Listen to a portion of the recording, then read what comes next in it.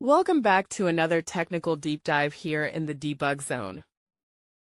Today we're tackling a big question and breaking it down with insights from other users. Hopefully this clears up some misconceptions and helps you get the answer you need.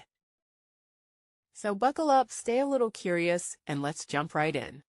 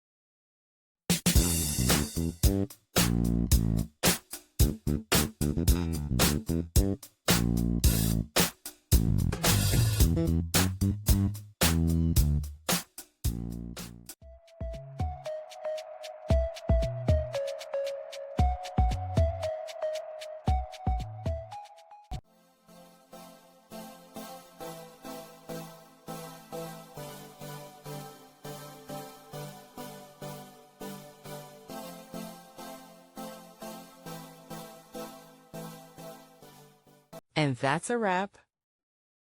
I hope you found the answer you were looking for. If you did, take a second to hit that subscribe button. It really helps out. And let me know in the comments which solution worked best for you. See you next time in the debug zone.